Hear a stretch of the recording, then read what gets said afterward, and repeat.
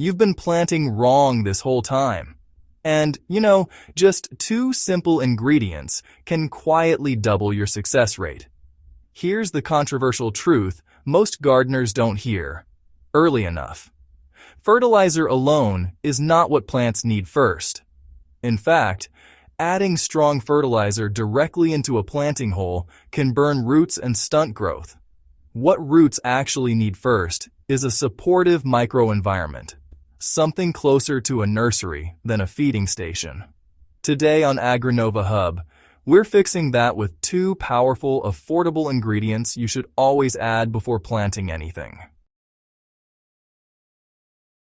The magic combination is 1. Well-decomposed compost. 2. Bone meal, or a phosphorus-rich organic alternative. These 2 work together like a strong foundation and a fuel source. Think of compost as the comfortable mattress and bone meal as the energy drink that gets roots moving. Compost is not just rotted waste. It's a living system packed with beneficial microbes, organic matter, and nutrients in a slow-release form. When you add compost to the planting hole, you are improving soil structure, increasing water retention, feeding beneficial microbes, and reducing transplant shock. Add 2 to 3 handfuls, about 200 to 300 grams, or 7 to 10 ounces, of compost per planting hole for small plants. For larger plants or seedlings, use 500 grams, which is about 1 pound. Mix it with the soil at the bottom of the hole instead of layering it alone. Roots don't like sudden changes. Blend it in like mixing sugar into tea.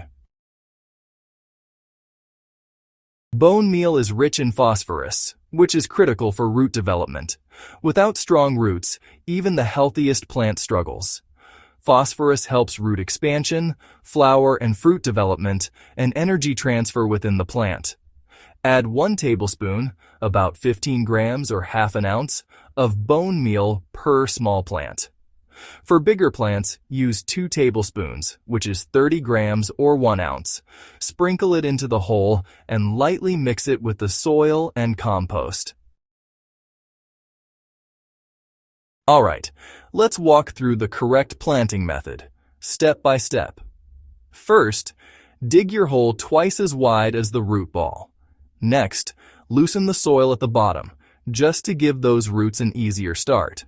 Then, add some compost and mix it in evenly. After that, add bone meal and blend it lightly into the soil. Now, place your plant carefully in the hole. Go ahead and backfill with soil. Once that's done, water thoroughly. Use about 500 milliliters to 1 liter, which is roughly 2 to 4 cups of water, right after planting. For larger plants, you'll want to use 2 to 3 liters, or about half to 3/4 of a gallon. Watering like this helps activate nutrients and settles the soil nicely around the roots. There was this one farmer who planted tomatoes using only chemical fertilizer in the hole, and, well, within just a few days, the plants looked weak and yellow. So, what was the issue here? Turns out, it was root burn and a lack of microbial support. After switching over to compost plus bone meal, that same farmer saw stronger stems and faster growth within about 2 weeks. The lesson learned here is pretty clear. Plants don't just eat, they need a whole ecosystem to really thrive. Planting without compost is, honestly, a bit like sending a child to school without breakfast. Sure, they might survive, but they just won't perform all that well. And planting without phosphorus? Well, that's like building a house with weak foundations. It may stand, but not for long.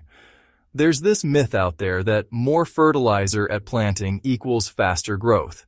But the fact is, too much fertilizer early on can actually damage roots and delay growth. Another myth is that soil alone is enough.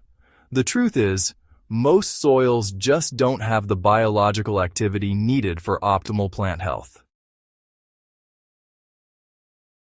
You really don't need expensive inputs. You can make your own compost from kitchen waste and dry leaves, which is pretty handy. If you need to, you can replace bone meal with crushed eggshell powder. Just use about 2 tablespoons or 20 grams per hole. This simple swap can actually cut costs by more than half while still improving your results. During dry seasons, it's a good idea to increase compost a bit, since it helps retain moisture. But during rainy seasons, you'll want to reduce compost slightly and make sure you've got good drainage. Too much moisture can suffocate roots. Healthy plants don't start above the ground. They start below it.